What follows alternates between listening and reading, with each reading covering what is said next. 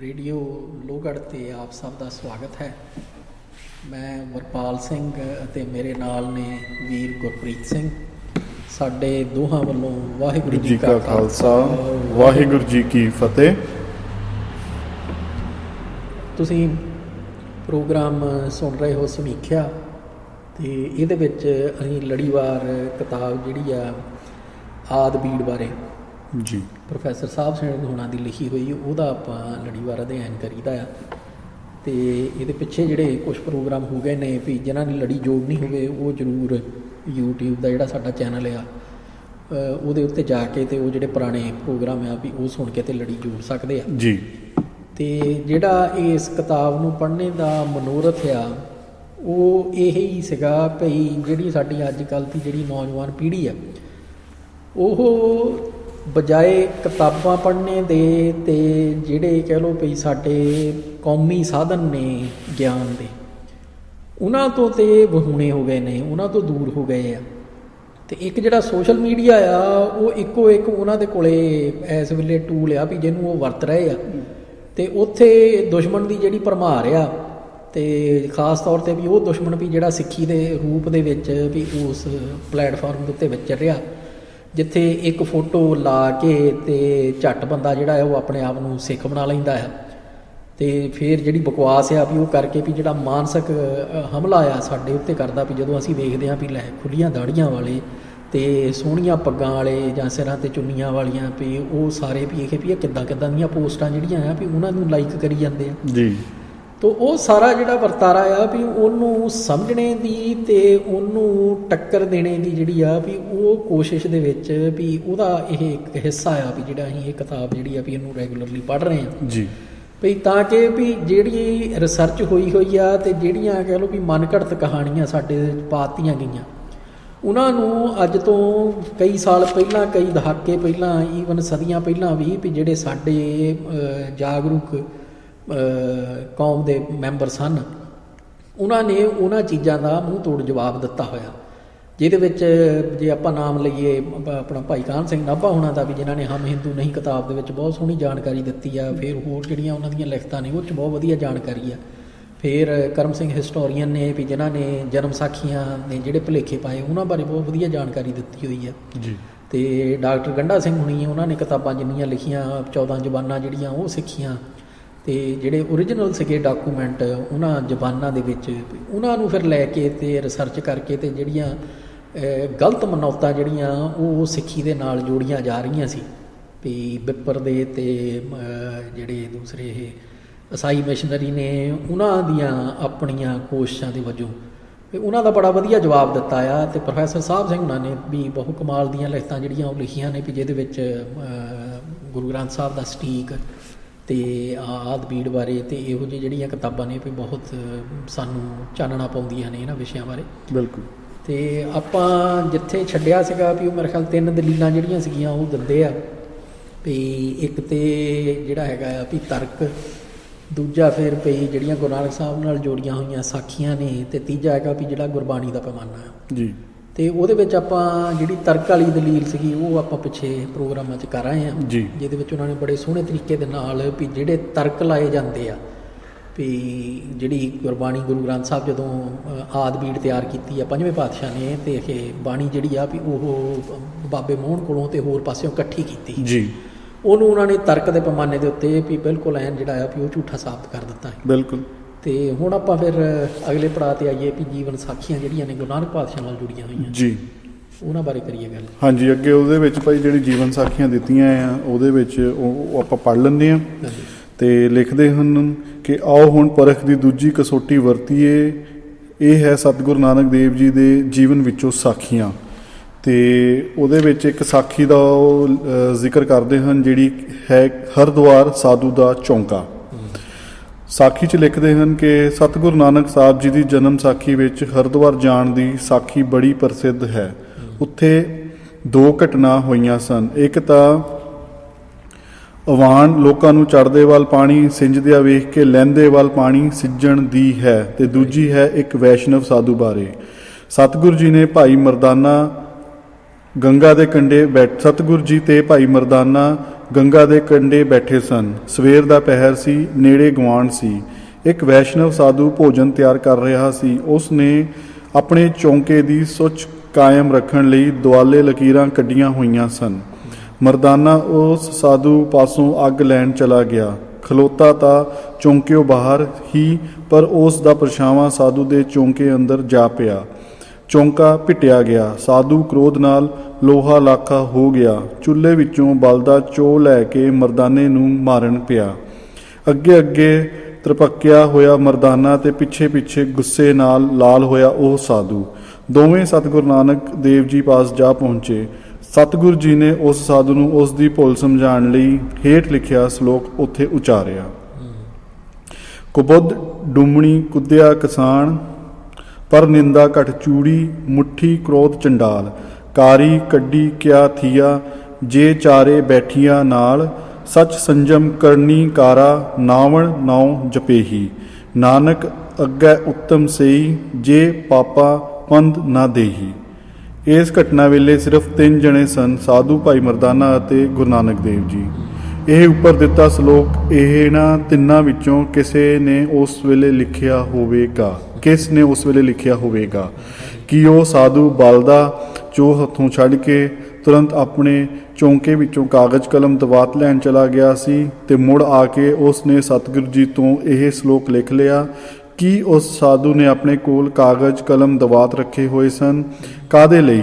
ਤੁਸਾਂ ਕਿਤਨੇ ਕੁ ਐਸੇ ਸਾਧੂ ਵੇਖੇ ਹਨ ਜੋ ਮੰਨੀ ਰਾਮ ਮੰਗਣ ਆਏ ਬਗਲੀ ਵਿੱਚ ਲਿਖਣ ਦੀ ਸਮੱਗਰੀ ਵੀ ਨਾਲ ਹੀ ਲਈ ਫਿਰਦੇ ਹਨ, ਪਰ ਸਾਧੂ ਦਾ ਨਾ ਕੋਈ ਘਰ ਨਾ ਘਾਟ, ਨਾ ਕੋਈ ਧੀ ਨਾ ਪੁੱਤਰ। ਜੇ ਉਸ ਨੇ ਭਲਾ ਇਹ ਸ਼ਲੋਕ ਲਿਖ ਵੀ ਲਿਆ ਹੋਵੇ ਤਾਂ ਗੁਰੂ ਅਰਜਨ ਦੇਵ ਜੀ ਨੇ ਉਸ ਦੇ ਕਿਹੜੇ ਪੁੱਤਰ ਪੋਤਰੇ ਤੋਂ ਮੰਗਾਇਆ ਹੋਵੇਗਾ? ਬਿਲਕੁਲ, ਹਾਂਜੀ, ਬੜਾ ਵਧੀਆ ਨੁਕਤਾ ਜੀ। ਕਿਉਂਕਿ ਇਹ ਅਸਲ ਦੇ ਵਿੱਚ ਵੀ ਜਿਹੜਾ ਹੈਗਾ ਨਾ ਸਾਰਾ ਉਹ ਇਸ ਸਾਖੀ ਨੂੰ ਤਾਂ ਕਰਕੇ ਉਹ ਵਰਤ ਰਹੇ ਆ ਜੀ ਵੀ 2 ਦਲੀਲਾਂ ਦਿੱਤੀਆਂ ਜਾ ਰਹੀਆਂ। ਹਾਂਜੀ, ਵੀ ਇੱਕ ਤੇ ਇਹ ਆ ਵੀ ਸਾਖੀ ਜਿਹੜੀ ਆ ਵੀ ਉਹ ਕਿਹਾ ਜਾ ਰਿਹਾ ਵੀ ਇਦਾਂ ਸਾਖੀ ਹੋਈ, ਤੇ ਉਹਦੇ ਵਿੱਚ ਫਿਰ ਆਹ ਸ਼ਬਦ ਜਿਹੜਾ ਆ ਵੀ ਇਹ ਇਸ ਵੇਲੇ ਉਚਾਰਿਆ ਗਿਆ ਜੀ। ਤੇ ਦੂਜਾ ਹੈਗਾ ਆ ਵੀ ਜੀ ਗੁਰੂ ਪਾਤਸ਼ਾਹ ਨੇ ਤੇ ਲਿਖਿਆ ਹੀ ਕੁਛ ਨਹੀਂ, ਵੀ ਜਿਹੜੇ ਆਲੇ ਦੁਆਲੇ ਸੁਣਨੇ ਵਾਲੇ ਸੀ ਵੀ ਉਹੀ ਲਿਖਦੇ ਹੁੰਦੇ ਸੀ। ਬਿਲਕੁਲ, ਵੀ ਉਹ ਲਿਖ ਕੇ ਰਸਾਮ ਲੈਂਦੇ ਸੀ ਤੇ ਫਿਰ ਜੀ। ਗੁਰੂ ਪਾਤਸ਼ਾਹ ਨੇ 5ਵੇਂ ਪਾਤਸ਼ਾਹ ਨੇ ਫਿਰ ਸੱਦਾ ਦਿੱਤਾ ਵੀ ਜਿਨ੍ਹਾਂ ਕੋਲੇ ਹੈਗੀ ਆ ਬਾਣੀ ਵੀ ਉਹ ਲਿਆਓ ਜੀ, ਮੈਂ ਇਕੱਠੀ ਕਰਨੀ ਆ ਜੀ। ਤੇ ਉਹੋ ਜਿਹੀਆਂ ਜਿਹੜੀਆਂ ਵੀ ਉਹ ਕਹਿੰਦੇ ਵੀ ਦੋਵੇਂ ਗੱਲਾਂ ਨਹੀਂ ਹੋ ਸਕਦੀਆਂ। ਬਿਲਕੁਲ, ਵੀ ਇੱਕ ਤੇ ਇਹ ਆ ਵੀ ਜਿਹੜੇ ਕਿਰਦਾਰ ਨੇ ਇੱਕ ਕਿਸੇ ਸਾਖੀ ਦੇ, ਜੀ, ਵੀ ਉਹ ਹੁਣ ਐ ਸਾਖੀ ਦੇ ਉਹ ਜਿੱਦਾਂ ਦੱਸਦੇ ਵੀ 3 ਨੇ ਸਿਰਫ, ਗੁਰੂ ਨਾਨਕ ਪਾਤਸ਼ਾਹ, ਭਾਈ ਮਰਦਾਨਾ ਤੇ ਉਹ ਸਾਧੂ। ਬਿਲਕੁਲ, ਭਈ ਇਹਨਾਂ ਦੇ ਵਿੱਚੋਂ ਵੀ ਉਹ ਸਾਖੀ ਜਿਹੜੀ ਆ ਵੀ ਉਹ ਕਿਹਨੇ ਨਰੇਟ ਕੀਤੀ? ਕਿੰਨੇ ਜੀ। ਵੀ ਉਹ ਹੁਣ ਜਿਹੜੀ ਸਾਖੀ ਆ ਵੀ ਉਹ ਗੁਰੂ ਪਾਤਸ਼ਾਹ ਤੇ ਭਾਈ ਮਰਦਾਨੇ ਦੇ ਵੱਲ ਪੋਜ਼ਿਟਿਵ ਐਟੀਟਿਊਡ ਆ ਜੀ। ਇਸ ਕਰਕੇ ਸਾਧੂ ਨੂੰ ਤਾਂ ਤੁਸੀਂ ਵੈਸੇ ਕੱਢ ਦਿਓ ਵੀ ਸਾਧੂ ਨੇ ਤਾਂ ਨਹੀਂ ਕੀਤੀ ਹੋਣੀ। ਬਿਲਕੁਲ। ਫਿਰ ਵੀ ਜਿਹੜੀ ਇਹ ਦੂਸਰੀ ਹੈਗੀ ਆ ਜਿਹੜਾ ਸ਼ਬਦ ਕਿਹਾ ਗਿਆ ਜੀ, ਤੇ ਗੁਰੂ ਨਾਨਕ ਪਾਤਸ਼ਾਹ ਨੇ ਉਚਾਰਿਆ, ਜੀ, ਫਿਰ ਉਹ ਕਿਹਨੇ ਲਿਖਿਆ? ਬਿਲਕੁਲ। ਵੀ ਜੇ ਸਾਧੂ ਨੇ ਲਿਖਿਆ ਵੀ ਸਾਧੂ ਦੇ ਤੇ ਉਹ ਹੱਕ 'ਚ ਨਹੀਂ ਜਾਂਦੀ ਸਾਖੀ, ਸਹੀ ਗੱਲ ਹੈ। ਸਾਧੂ ਨੇ ਸ਼ਬਦ ਕਾਲੀ ਸਾਂਭਿਆ ਉਹ। ਬਿਲਕੁਲ। ਤੇ ਫਿਰ ਗੁਰੂ ਨਾਨਕ ਪਾਤਸ਼ਾਹ ਉਚਾਰ ਰਹੇ ਆ ਜੀ। ਤੇ ਭਾਈ ਮਰਦਾਨਾ ਹੁਣੀ ਵੀ ਉੱਥੇ ਉਹ ਖੜੇ ਆ ਵੀ ਕਿਉਂਕਿ ਸਾਧੂ ਉਹਨਾਂ ਨਾਲ ਲੜਦਾ ਪਿਆ। ਬਿਲਕੁਲ। ਸੋ ਲਿਖਿਆ ਕਿਹਨੇ? ਬਿਲਕੁਲ ਭਾਜੀ, ਹੁਣ ਇਹਦੇ ਵਿੱਚ ਇੱਕ ਗੱਲ ਇਹ ਵੀ ਹੈ ਨਾ, ਪੁਆਇੰਟ ਇਹ ਵੀ ਬਣਦਾ ਆ। ਹੁਣ ਜਦੋਂ ਉਹ ਗੁਰੂ ਮਹਾਰਾਜ ਕੋ ਪਹੁੰਚੇ, ਸਤਿਗੁਰੂ ਨਾਨਕ ਦੇਵ ਜੀ ਕੋ ਪਹੁੰਚੇ, ਭਾਈ ਮਰਦਾਨਾ ਜੀ ਤੇ ਉਹ ਸਾਧੂ, ਤੇ ਉੱਥੇ ਹੁਣ ਗੁਰੂ ਸਾਹਿਬ ਨੇ ਸਹਿ ਸੁਭਾਏ ਉਚਾਰਿਆ ਹੋਣਾ ਆ, ਤੇ ਹੁਣ ਸਾਧੂ ਨੂੰ ਕੀ ਪਤਾ ਕਿ ਵੀ ਇੰਨੀ ਇੰਪੋਰਟੈਂਟ ਗੱਲ ਕਹਿਣ ਵਾਲੇ ਆ, ਬਾਣੀ ਲਿਖਣ ਵਾਲੇ, ਮੈਂ ਫਟਾਫਟ ਲਿਖ ਲਵਾਂ। ਮਤਲਬ ਫਿਰ ਉਹ ਜਾਣਦਾ ਸੀ ਵੀ ਗੁਰੂ ਨਾਨਕ ਪਾਤਸ਼ਾਹ ਕੌਣ ਨੇ? ਗੁਰੂ ਨਾਨਕ, ਬਿਲਕੁਲ। ਇਹ ਬਹੁਤ ਵਾਜਬ ਸਵਾਲ ਹੈ। ਜਾਣਦਾ ਹੋਵੇ ਜੀ, ਫਿਰ ਉਹਨੇ ਭਾਈ ਮਰਦਾਨਾ ਜੀ ਨਾਲ ਹੀ ਨਹੀਂ ਪੰਗਾ ਲੈਣਾ ਹੈਗਾ। ਪੰਗਾ ਲੈਣਾ ਸੀਗਾ, ਸਹੀ ਗੱਲ ਆ। ਨਹੀਂ, ਉਹਦੇ ਵਿੱਚ ਉਹੀ ਹੈ ਨਾ ਕਿ ਇਹ ਸਾਰੀਆਂ ਦਲੀਲਾਂ ਜਦੋਂ ਅਸੀਂ ਵਿਚਾਰਦੇ ਹਾਂ ਤੇ ਬੜਾ, ਹਾਂਜੀ, ਕਲੀਅਰ ਹੋ ਜਾਂਦਾ ਹੈ ਕਿ ਜੋ ਪਿੱਛੇ ਕਿਹਾ ਗਿਆ ਹੈ ਕਿ ਗੁਰੂ ਪਾਤਸ਼ਾਹ ਨੇ ਬਾਣੀ ਨਹੀਂ ਲਿਖੀ, ਤਾਂ ਉਹ ਸਾਰਾ ਕੁਝ ਢਹਿ ਜਾਂਦਾ ਹੈ। ਮਤਲਬ ਵੀ ਜੇ ਮੰਨ ਲਓ ਇਸ ਚੀਜ਼ ਨੂੰ, ਜਦ ਕਿ ਇਹਦੀ ਕੋਈ ਵੀ ਚਲੋ ਵੀ ਬੇਸਿਸ ਹੈ ਨਹੀਂਗਾ ਇਸ ਚੀਜ਼ ਦਾ ਜੀ, ਜੇ ਮੰਨ ਲਓ ਵੀ ਇਹ ਜਿਹੜਾ ਸ਼ਬਦ ਆ ਵੀ ਇਹ ਵਾਕਈ ਗੁਰੂ ਪਾਤਸ਼ਾਹ ਨੇ ਉਸ ਮੌਕੇ ਉਚਾਰਿਆ ਸੀਗਾ ਜੀ, ਤੇ ਆਹ ਸਾਰੀ ਜਿਹੜੇ ਤਰਕ ਉਹਨਾਂ ਨੇ ਲਾਇਆ ਪ੍ਰੋਫੈਸਰ ਸਾਹਿਬ ਸਿੰਘ ਹੁਣਾਂ ਨੇ, ਉੱਥੋਂ ਇੱਕੋ ਹੀ ਨਤੀਜਾ ਕੱਢਿਆ ਜਾ ਸਕਦਾ ਵੀ ਗੁਰੂ ਨਾਨਕ ਪਾਤਸ਼ਾਹ ਨੇ ਆਪ ਹੀ ਬਾਅਦ ਚੋਂ ਲਿਖਿਆ ਹੋਊਗਾ। ਬਿਲਕੁਲ। ਸੋ ਹੋਰ ਕਿਸੇ ਨੇ ਨਹੀਂ ਲਿਖਿਆ। ਸਹੀ ਗੱਲ ਹੈ ਜੀ। ਸੋ ਉੱਥੋਂ ਮਤਲਬ ਵੀ ਜਿਹੜਾ ਮੇਨ ਆ ਵੀ ਇਹ ਉਦਾਹਰਣ ਦੇਣ ਦਾ ਮਤਲਬ ਉਹਨਾਂ ਦਾ ਪ੍ਰੋਫੈਸਰ ਸਾਹਿਬ ਸਿੰਘ ਹੁਣਾਂ ਦਾ ਜੀ, ਉਹ ਇਸ ਸਾਖੀ ਨੂੰ ਸੱਚੀ ਸਾਬਤ ਕਰਨਾ ਜਾਂ ਇਹ ਨਹੀਂਗਾ। ਬਿਲਕੁਲ। ਉਹ ਇਹ ਕਹਿ ਰਹੇ ਆ ਵੀ ਜੋ ਤੁਸੀਂ ਸਾਖੀਆਂ ਜਿਹੜੀਆਂ ਆ ਵੀ ਇਹ ਜਿੱਦਾਂ ਲਿਖੀਆਂ ਗਈਆਂ ਨੇ ਜੀ, ਭਈ ਇਹਨੂੰ ਜੇ ਤੁਸੀਂ ਥੋੜਾ ਜਿਹਾ ਵਿਚਾਰਦੇ ਆ ਜੀ, ਤੇ ਉਹ ਗੱਲ ਕਲੀਅਰ ਹੋ ਜਾਂਦੀ ਆ ਭਈ ਕੋਈ ਵੀ ਜਿਹੜੇ ਕਿਰਦਾਰ ਹੈਗੇ ਸਾਖੀਆਂ ਦੇ ਜੀ, ਵਿੱਚ ਜੀ, ਉਹਨਾਂ ਦੇ ਵਿੱਚ ਸਿਵਾਏ ਗੁਰੂ ਨਾਨਕ ਪਾਤਸ਼ਾਹ ਤੋਂ ਆਪ ਹੋਰ ਕੋਈ ਵੀ ਐਸੀ ਪੋਜੀਸ਼ਨ ਦੇ ਵਿੱਚ ਨਹੀਂ ਰਿਹਾ ਵੀ ਜਿਹੜਾ ਉਹ ਇਹ ਜਿਹੜੀ ਬਾਣੀ ਉਚਾਰੀ ਗਈ ਇਹ ਉਚਾਰੀ ਗਈ ਉਸ ਬਿਲਕੁਲ ਤੇ ਉਹਨੂੰ ਲਿਖਣ ਦੀ ਪੋਜੀਸ਼ਨ 'ਚ ਹੋਵੇ ਪੋਜੀਸ਼ਨ 'ਚ ਹੋਵੇ। ਸਹੀ ਗੱਲ ਹੈ, ਸਹੀ ਉਹ ਗੱਲ ਚੀਜ਼ ਜਿਹੜੀ ਆ ਵੀ ਉਹਦੇ ਵਿੱਚ ਉਹ ਇਹਨਾਂ ਜਿਹੜਾ ਨੰਬਰ 2 ਵਾਲਾ ਉਹਨਾਂ ਦਾ ਪੈਮਾਨਾ ਹੈ ਜੀ। ਭਈ ਜਨਮ ਸਾਖੀਆਂ ਤੋਂ ਲੈ ਕੇ ਦੇਖੋ ਵੀ ਉੱਥੋਂ ਵੀ ਇਹੀ ਸਾਬਤ ਹੁੰਦਾ ਵੀ ਗੁਰੂ ਨਾਨਕ ਪਾਤਸ਼ਾਹ ਨੇ ਜੀ ਆਪ ਹੀ ਲਿਖਿਆ ਜੋ ਲਿਖਿਆ। ਬਿਲਕੁਲ, ਕਿਉਂਕਿ ਹੋਰ ਕੋਈ ਪੋਸੀਬਿਲਿਟੀ ਬਣਦੀ ਵੀ ਨਹੀਂ ਹੈਗੀ ਕਿ ਗੁਰੂ ਪਾਤਸ਼ਾਹ ਦੇ ਜਿਹੜੀ ਆਪਾਂ ਗੱਲ ਕਰਦੇ ਵੀ ਆ ਉਹ ਭਾਈ ਪ੍ਰੋਫੈਸਰ ਸਾਹਿਬ ਸਿੰਘ ਉਹਨਾਂ ਨੇ ਵੀ ਜਿੱਦਾਂ ਦਲੀਲਾਂ ਦਿੱਤੀਆਂ ਆ, ਕੋਈ ਦੂਜੀ ਪੋਸੀਬਿਲਿਟੀ ਬਣਦੀ ਨਹੀਂ ਹੈਗੀ ਕਿ ਉਹ ਤੋਂ ਇਹੀ ਪਤਾ ਚੱਲਦਾ ਕਿ ਜਿਹੜਾ ਗੁਰਬਾਣੀ ਹੈ ਗੁਰੂ ਪਾਤਸ਼ਾਹ ਨੇ ਆਪ ਲਿਖੀ ਹੈ। ਹਾਲਾਂਕਿ ਅਸੀਂ ਪਿਛਲੇ ਚੈਪਟਰਾਂ ਦੇ ਵਿੱਚ ਉਹ ਵੀ ਕਈ ਗੱਲਾਂ ਆਪਾਂ ਕਰ ਆਏ ਆ ਨੂੰ ਆਪਾਂ ਰਿਵਾਈਜ਼ ਵੀ ਕਰਦੇ ਕਿ ਹੁਣ ਜਦੋਂ ਲਿਖਣ ਵੀ ਲੱਗਾ ਹੋਊਗਾ ਤੇ ਉਦੋਂ ਜਿਹੜੀ ਲਗਾ ਮਾਤਰਾਵਾਂ ਦੀ ਵੀ ਗੱਲ ਆ, ਵਿਆਕਰਣ ਦੀ ਵੀ ਗੱਲ ਆ, ਉਹ ਕਿੱਦਾਂ ਲਿਖੀ ਜਾ ਸਕਦੀ ਹੈਗੀ ਹੈ। ਨਾਲੇ ਈਵਨ ਜਿਹੜੀ ਨਾ ਸਾਖੀ ਹੈਗੀ ਆ ਸਿੱਧ ਗੋਸ਼ਟ ਦੀ, ਹਾਂਜੀ, ਹੁਣ ਉਹਦੇ ਵਿੱਚ ਤੁਸੀਂ ਦੇਖ ਲਓ ਭਈ ਸਿੱਧ ਗੋਸ਼ਟ ਦੇ ਵਿੱਚ ਵੀ ਗੁਰੂ ਨਾਨਕ ਪਾਤਸ਼ਾਹ ਨੇ, ਭਾਈ ਮਰਦਾਨਾ ਨੇ ਜੀ ਤੇ ਉਹ ਸਿੱਧ ਨੇ ਜੀ, ਸੋ ਫਿਰ ਉੱਥੇ ਵੀ ਕੌਣ ਲਿਖ ਰਿਹਾ? ਬਿਲਕੁਲ ਭਾਈ ਮਰਦਾਨਾ ਜੀ। ਸਹੀ ਗੱਲ ਹੈ। ਸੋ ਸਵਾਈ ਉਹਨਾਂ ਤੋਂ ਹੋਰ ਤੇ ਕੋਈ ਲਿਖਣ ਦੀ ਪੋਜੀਸ਼ਨ ਚ ਨਹੀਂ ਕਿਉਂਕਿ ਗੁਰੂ ਨਾਨਕ ਪਾਤਸ਼ਾਹ ਤੇ ਉਹਨਾਂ ਦਾ ਵਿਚਾਰ ਕਰਦੇ ਪਏ ਆ ਤੇ ਉਹ ਸਾਰਾ ਕੁਝ ਜਿਹੜਾ ਆ ਉਹ ਕਲੀਅਰ ਆ ਭਈ ਇਹ ਜਿੰਨਾ ਵੀ ਹੈਗਾ ਆ ਸਿਸਟਮ ਤੇ ਉਹਦੇ ਵਿੱਚ ਈਵਨ ਭਾਈ ਗੁਰਦਾਸ ਦੀ ਜਿਹੜੀ ਵਾਰ ਆ ਵੀ ਉਹਦੇ ਵਿੱਚ ਵੀ ਇਹੀ ਆਉਂਦਾ ਵੀ ਗੁਰੂ ਨਾਨਕ ਪਾਤਸ਼ਾਹ ਨੇ ਜਿਹੜੀ ਸਿੱਧ ਗੋਸ਼ਟ ਆ ਜੀ ਭਈ ਉਹ ਫਿਰ ਫਲਾਨੀ ਜਗ੍ਹਾ ਦੇ ਉੱਤੇ ਫਿਰ ਲਿਖੀ। ਬਿਲਕੁਲ ਭਈ ਕਿਉਂਕਿ ਉਹ ਇੱਕ ਰੀਕਾਊਂਟਿੰਗ ਆ ਭਈ ਆਹ ਡਿਸਕਸ਼ਨ ਹੋਈ ਜੀ। ਭਈ ਜਿੱਦਾਂ ਅੱਜ ਵੀ ਨਾ ਜਦੋਂ ਤੁਸੀਂ ਕੋਈ ਆਰਟੀਕਲ ਪੜ੍ਹਦੇ ਆ ਕੋਈ ਕਿਤਾਬ ਪੜ੍ਹਦੇ ਆ ਜੀ ਉਹਦੇ ਵਿੱਚ ਆਧਾਰਨਾਂ ਦਿੱਤੀਆਂ ਜਾਂਦੀਆਂ, ਉਹਦੇ ਵਿੱਚ ਸਾਈਟੇਸ਼ਨਸ ਰੈਫਰੈਂਸਸ ਦਿੱਤੇ ਜਾਂਦੇ ਆ ਜਿਹਦੇ ਵਿੱਚ ਕਿਹਾ ਜਾਂਦਾ ਭਈ ਆਹ ਗੱਲ ਜਿਹੜੀ ਆ ਭਈ ਇਹ ਮੈਨੂੰ ਫਲਾਣੇ ਮਿਨਿਸਟਰ ਦੇ ਨਾਲ ਜਦੋਂ ਮੈਂ ਗੱਲ ਕਰ ਰਿਹਾ ਸੀ ਜਾਂ ਫਲਾਣੇ ਪ੍ਰੋਫੈਸਰ ਦੇ ਨਾਲ ਗੱਲ ਕਰ ਰਿਹਾ ਸੀ ਜਾਂ ਫਲਾਣੇ ਡਾਕਟਰ ਦੇ ਨਾਲ ਜਦੋਂ ਮੈਂ ਗੱਲ ਕੀਤੀ ਤੇ ਉਹਨੇ ਮੈਨੂੰ ਆਹ ਗੱਲ ਦੱਸੀ। ਬਿਲਕੁਲ। ਤੇ ਜੇ ਕੋਈ ਬੰਦਾ ਜਿਹਨੇ ਦੱਸੀ ਆ ਜੀ ਉਹ ਕਵੇ ਵੀ ਮੇਰਾ ਨਾਮ ਨਹੀਂ ਤੁਸੀਂ ਪਬਲਿਕਲੀ ਲਿਖਣਾ, ਫਿਰ ਉਹ ਕਹਿ ਦਿੱਤਾ ਜਾਂਦਾ ਆ ਵੀ ਇਹ ਵੀ ਔਨ ਕੰਡੀਸ਼ਨ ਆਫ ਐਨੋਨਿਮਿਟੀ ਜੀ, ਵੀ ਨਾਮ ਗੁਪਤ ਰੱਖਣੇ ਦੀ ਕੰਡੀਸ਼ਨ ਦੇ ਉੱਤੇ ਉਹਨੇ ਮੈਨੂੰ ਕਿਹਾ ਵੀ ਮੈਂ ਤੈਨੂੰ ਆਹ ਗੱਲ ਦੱਸਣ ਲੱਗਿਆ ਪਰ ਮੇਰਾ ਨਾਂ ਨਹੀਂ ਹੋਣਾ ਚਾਹੀਦਾ। ਬਿਲਕੁਲ ਬਿਲਕੁਲ। ਸੋ ਉਹ ਸਾਰੀਆਂ ਚੀਜ਼ਾਂ ਜਿਹੜੀਆਂ ਆ ਵੀ ਲਿਖਤਾਂ ਦੇ ਵਿੱਚ ਅੱਜ ਵੀ ਵਰਤੀਆਂ ਜਾਂਦੀਆਂ ਨੇ ਜੀ, ਪਰ ਉਹੋ ਹੀ ਲਿਖਦਾ ਆ ਜਿਹੜਾ ਮਤਲਬ ਵੀ ਮੇਨ ਕਹਿ ਲਓ ਵੀ ਨੈਰੇਟਰ ਹੈਗਾ। ਸੋ ਹੁਣ ਇਹਦੇ ਵਿੱਚ ਗੁਰਬਾਣੀ ਦੇ ਵਿੱਚ ਸਿਵਾਏ ਗੁਰੂ ਨਾਨਕ ਪਾਤਸ਼ਾਹ ਤੋਂ ਹੋਰ ਕੋਈ ਨੈਰੇਟਰ ਹੀ ਹੈ ਨਹੀਂ। ਬਿਲਕੁਲ ਸਹੀ ਗੱਲ ਹੈ ਜੀ। ਸੋ ਉਹ ਸਾਰੀਆਂ ਚੀਜ਼ਾਂ ਜਿਹੜੀਆਂ ਆ ਉਹ ਇਸੇ ਚੀਜ਼ ਨੂੰ ਪੁਆਇੰਟ ਆਊਟ ਕਰਦੀਆਂ ਵੀ ਇਹ ਜਿਹੜੀ ਕਹਾਣੀ ਘੜੀ ਗਈ ਆ ਜੀ ਇਹ ਬਿਲਕੁਲ ਬੇਸਿਰ ਪੈਰ ਦੀ ਆ ਵੀ ਗੁਰੂ ਪਾਤਸ਼ਾਹੀਆਂ ਨੇ ਲਿਖੀਆਂ ਨਹੀਂ, ਬਾਣੀ ਲਿਖੀ ਨਹੀਂ ਤੇ ਉਹਨਾਂ ਕੋਲੇ ਬਾਣੀ ਹੈ ਨਹੀਂ ਸੀ ਤੇ ਫਿਰ ਉਹਨਾਂ ਨੇ ਬਾਬੇ ਮੋਹਨ ਕੋਲੋਂ ਮੰਗੀ ਤੇ ਆਲੇ ਦੁਆਲੇ ਸੱਦਾ ਦੇ ਕੇ ਤੇ ਫਿਰ ਮੰਗੀ। ਬਿਲਕੁਲ ਜੀ ਬਿਲਕੁਲ। ਟੋਟਲੀ ਮਤਲਬ ਕਹ ਲਓ ਵੀ ਨਕਾਰੀ ਜਾਂਦੀ ਹੈਗੀ ਆ। ਤੇ ਇਸ ਤੋਂ ਬਾਅਦ ਭਾਜੀ ਅਸੀਂ ਜਿਹੜਾ ਨੈਕਸਟ ਚੈਪਟਰ ਹੈਗਾ ਆ ਉਹਦੇ ਵੱਲ ਵੱਧਦੇ ਆ ਤੇ ਉਹਦੇ ਵਿੱਚ ਉਹ ਫਿਰ ਜਿਹੜੀ ਤੀਜੀ ਉਹਨਾਂ ਨੇ ਦਿੱਤੀ ਸੀਗੀ, ਤੀਜਾ ਪੁਆਇੰਟ ਦਿੱਤਾ ਸੀਗਾ ਕਿ ਬਾਣੀ ਦੇ ਨਾਲ ਟਾਕਰਾ, ਤੇ ਉਹਨੂੰ ਉਹਨਾਂ ਨੇ ਦੱਸਿਆ ਆ ਤੇ ਇਸ ਚੈਪਟਰ ਦੇ ਵਿੱਚ ਤੇ ਇਸ ਚੈਪਟਰ ਦੇ ਵਿੱਚ ਸ਼ੁਰੂ ਕਰਦੇ ਹਨ ਇਸ ਤਰੀਕੇ ਦੇ ਨਾਲ, ਬਾਣੀ ਦਾ ਪਰਸਪਰ ਟਾਕਰਾ। ਦਲੀਲ ਅਤੇ ਜੀਵਨ ਸਾਖੀਆਂ ਬਦੋ ਬਦੀ ਸਾਨੂੰ ਇਸ ਸਿੱਟੇ ਤੇ ਲਿਆ ਚੁੱਕੀਆਂ ਹਨ ਕਿ ਸਤਿਗੁਰੂ ਨਾਨਕ ਦੇਵ ਜੀ ਨੇ ਆਪਣੀ ਸਾਰੀ ਬਾਣੀ ਆਪ ਹੀ ਲਿਖ ਕੇ ਸਾਂਭੀ ਹੋਈ ਸੀ, ਪਰ ਇੱਥੇ ਮਨ ਇਹ ਪੁੱਛਦਾ ਹੈ ਕਿ ਉਹ ਸਾਰਾ ਸੰਗ੍ਰਹਿ ਗਿਆ ਕਿੱਥੇ। ਫਿਰ ਅੱਗੇ ਉਹ ਸਬ ਹੈਡਿੰਗ ਦਿੰਦੇ ਹਨ ਗੁਰਬਾਣੀ ਦੀ ਤਲਾਸ਼। ਇਸ ਬਾਰੇ ਪੁਸਤਕ ਪ੍ਰਾਚੀਨ ਬੀੜਾਂ ਦੇ ਲੇਖਕ ਸਰਦਾਰ ਜੇ.ਬੀ. ਸਿੰਘ ਜੀ ਆਪਣੀ ਪੁਸਤਕ ਦੇ ਸਫਾ 11-12 ਉੱਤੇ ਗੁਰਬਾਣੀ ਦੀ ਤਲਾਸ਼ ਦੇ ਸਿਰਲੇਖ ਹੇਠ ਇਉਂ ਲਿਖਦੇ ਹਨ। ਗੁਰੂ ਨਾਨਕ ਸਾਹਿਬ ਨੇ ਜਦੋਂ ਹਾਲੀ 25 ਵਰੇ ਦੇ ਨੌਜਵਾਨ ਹੀ ਸਨ ਤੇ ਆਪਣੇ ਆਪ ਨੂੰ ਸ਼ਾਇਰ ਕਹਿਣਾ ਪਸੰਦ ਕਰਦੇ ਸਨ। ਬਾਣੀ ਰਚਨੀ ਆਰੰਭ ਕੀਤੀ ਤੇ ਲਗਭਗ ਆਪਣੇ ਅੰਤ ਸਮੇਂ ਤੱਕ ਰਚਦੇ ਰਹੇ। ਇਹਦੇ ਬਾਰੇ ਇੱਕ ਗੱਲ ਦੱਸ ਦਈਏ ਵੀ ਜਿਹੜਾ ਇਹ ਜੀ.ਬੀ. ਸਿੰਘ ਹੈ ਨਾ ਜੀ, ਇਹਨੇ ਕਿਤਾਬ ਜਿਹੜੀ ਹਾਲ ਲਿਖੀ ਆ ਪ੍ਰਾਚੀਨ ਬੀੜਾਂ ਬਾਰੇ ਜੀ, ਇਹ ਤਕਰੀਬਨ 1940-45 ਦੇ ਨੇੜੇ ਲਿਖੀ ਗਈ ਸੀ ਕਿਤਾਬ ਇਹ। ਠੀਕ ਹੈ ਜੀ। ਤੇ ਇਹਦੇ ਵਿੱਚ ਬਹੁਤ ਹੀ ਮਨ ਘੜਤ ਜਿਹੜੀਆਂ ਕਹਾਣੀਆਂ ਆ ਜਾਂ ਕਹਿ ਲਓ ਵੀ ਆਪੇ ਹੀ ਉਹਨੇ ਨਾ ਆਪਣੇ ਵੱਲੋਂ ਹੀ ਘੜ ਲਈਆਂ ਆ ਵੀ ਉਹ ਕਹਾਣੀਆਂ ਜਿਹੜੀਆਂ ਘੜ ਕੇ ਤੇ ਉਹ ਗੁਰੂ ਸਾਹਿਬ ਨਾਲ ਜੋੜਤੀਆਂ। ਵੀ ਠੀਕ ਹੈ। ਕੋਈ ਉਹਦਾ ਉਹ ਇਤਿਹਾਸਕ ਜਿਹੜਾ ਸਰੋਤ ਨਹੀਂ ਦਿੰਦਾ, ਕੋਈ ਉਹਦੇ ਵਿੱਚ ਇਹ ਨਹੀਂ ਕਰਦਾ ਵੀ ਇਹ ਜੀ ਵੀ ਆਹ ਜਿਹੜੀ ਗੱਲ ਆ, ਮੈਂ ਇਸ ਕਰਕੇ ਕਹਿ ਰਿਹਾ ਕਿਉਂਕਿ ਆਹ ਜਿਹੜੀ ਕਿਤਾਬ ਆ ਵੀ ਜਾਂ ਲਿਖਾਰੀ ਜਿਹੜਾ ਆ ਜੀ ਉਹਨੇ ਇੰਨੇ 100 ਸਾਲ ਪਹਿਲਾਂ ਵੀ ਇਹ ਗੱਲ ਕਹੀ ਸੀ, ਉਹਦੇ ਬੇਸਿਸ ਉੱਤੇ ਮੈਂ ਆਹ ਨਤੀਜਾ ਕੱਢਿਆ ਜੀ। ਸੋ ਉਹ ਸਾਰਾ ਜਿਹੜਾ ਆ ਵੀ ਬਹੁਤ ਹੀ ਇੱਕ ਤਰ੍ਹਾਂ ਨਾਲ ਕਹਿ ਲਓ ਵੀ ਮਤਲਬ ਇਹ ਸਿੱਖੀ ਦੇ ਜਿੱਦਾਂ ਉਲਟ ਜਿਹੜਾ ਕੰਮ ਆ ਵੀ ਉਹਦੇ ਵਿੱਚ ਇੱਕ ਇਹਦਾ ਨਾਮ ਆਉਂਦਾ ਜੀ.ਵੀ. ਸਿੰਘ ਦਾ। ਜੀ ਬਿਲਕੁਲ, ਜਿੱਦਾਂ ਮਤਲਬ ਅੱਜ ਰਣਜੀਤ ਸਿੰਘ ਦਾ ਆਉਂਦਾ ਹੈ, ਬਸ, ਜਿੱਦਾਂ ਬਸ, ਆਪਣੇ ਉਹ ਮਨ ਘੜਤ ਬਿਲਕੁਲ ਬਹੁਤ ਉਹ ਸਾਰੀ ਮਨ ਕਹਾਣੀਆਂ ਆ।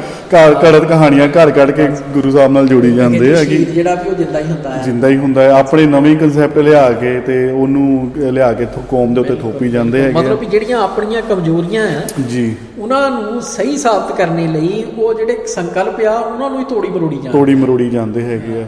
ਨਹੀਂ ਉਹੀ ਨੇ ਜਿੱਦਾਂ ਭਾਜੀ, ਜਿੱਦਾਂ ਤੁਸੀਂ ਜੇ.ਬੀ. ਸਿੰਘ ਦਾ ਜ਼ਿਕਰ ਕੀਤਾ ਆ, ਹੁਣ ਇਦਾਂ ਹੀ ਰਣਜੀਤ ਸਿੰਘ ਉਹਨਾਂ ਵਾਲਾ ਜਿਹੜਾ ਹੈਗਾ ਆ ਖੇਮਾ ਆ, ਧੜਾ ਆ, ਉਹ ਇਤਿਹਾਸ 'ਚ ਇਦਾਂ ਹੋਇਆ ਹੋਣਾ ਹੈ ਜੀ, ਤੇ ਇਤਿਹਾਸ 'ਚ ਇਦਾਂ ਹੋਇਆ ਹੋਣਾ, ਆਪਣੇ ਵੱਲੋਂ ਮਨੋਂ ਹੀ ਘੜੀ ਜਾਂਦੇ ਸਾਰਾ ਔਰ ਕੁਝ। ਕਹੋਗੇ ਵੀ ਇਹ ਸੰਤੋਖ ਸਿੰਘ ਨੇ ਮਨੋਂ ਘੜ ਲਿਆ। ਆਓ ਸੰਤੋਖ ਸਿੰਘ ਨੇ ਸਭ ਕਹਾਣੀਆਂ ਜਿਹੜੀਆਂ ਮਨੋਂ ਘੜੀਆਂ ਹੋਈਆਂ, ਹਾਂਜੀ। ਆਪ ਉਹ ਤੋਂ ਵੀ ਗਾਂਹ ਜਾ ਕੇ ਮਨੋਂ ਘੜਦਾ। ਉਹ ਤੋਂ ਵੀ ਗਾਹਾਂ ਜਾ ਕੇ ਮਨੋਂ ਘੜੀ ਜਾਂਦੇ ਆ। ਤੇ ਖੈਰ ਉਸ ਕਿਤਾਬ ਦੇ ਵਿੱਚ ਉਹ ਜਿੱਦਾਂ ਲਿਖਦੇ ਹਨ ਕਿ ਗੁਰੂ ਨਾਨਕ ਸਾਹਿਬ ਨੇ ਜਦੋਂ ਹਾਲੀ 25 ਵਰੇ ਦੇ ਨੌਜਵਾਨ ਹੀ ਸਨ ਤੇ ਆਪਣੇ ਆਪ ਨੂੰ ਸ਼ਾਇਰ ਕਹਿਣਾ ਪਸੰਦ ਕਰਦੇ ਸਨ।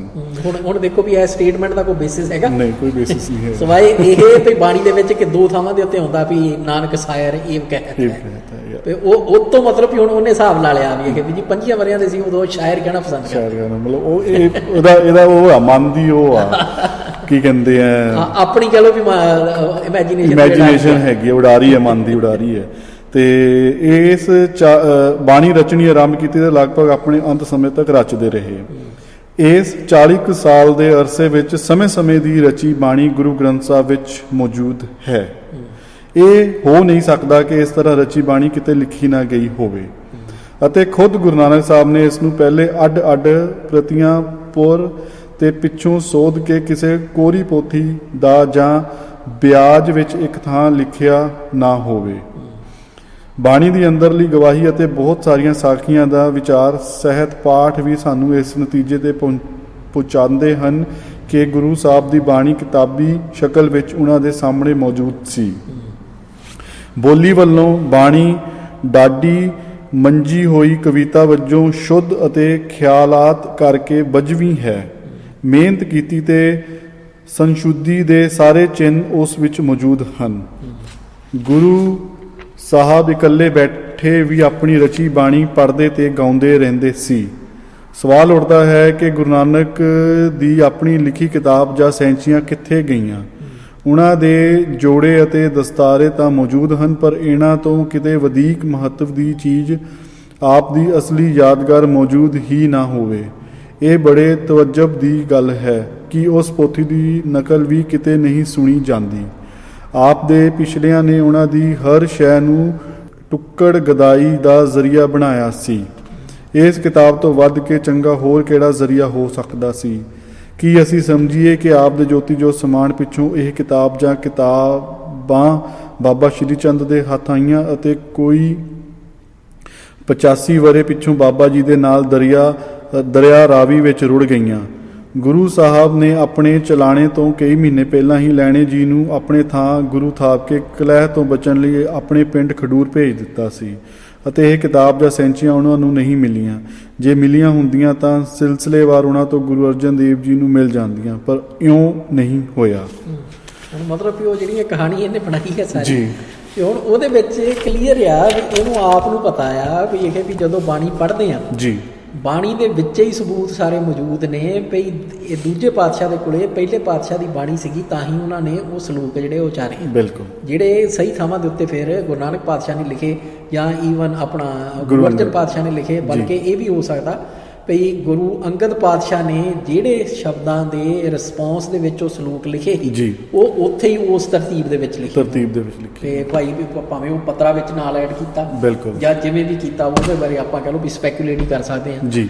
ਪਰ ਗੱਲ ਕੀ ਪਈ ਦੂਜੇ ਪਾਤਸ਼ਾਹ ਦੇ ਕੋਲੇ ਪਹਿਲੇ ਪਾਤਸ਼ਾਹ ਦੀ ਬਾਣੀ ਮੌਜੂਦ ਸੀ, ਤਾਂ ਹੀ ਉਹਨਾਂ ਨੇ ਸਲੋਕ ਜਿਹੜੇ ਆ ਉਹ ਲਿਖੇ। ਇਦਾਂ ਹੀ ਜਦੋਂ ਤੀਜੇ ਪਾਤਸ਼ਾਹ ਦੀ ਬਾਣੀ ਦੀ ਗੱਲ ਆਉਂਦੀ ਹੈ, ਜਦੋਂ ਉਹ ਰਿਸਪੌਂਡ ਕਰ ਰਹੇ ਨੇ ਭਗਤਾਂ ਦੀ ਬਾਣੀ ਨੂੰ ਜਾਂ ਦੂਜੇ ਪਾਤਸ਼ਾਹ ਪਹਿਲੇ ਪਾਤਸ਼ਾਹ ਦੀ ਬਾਣੀ ਨੂੰ, ਉਹ ਬਿਨਾਂ ਬਾਣੀ ਪੜ੍ਹਿਆ ਕਿੱਦਾਂ ਕਰ ਸਕਦੇ?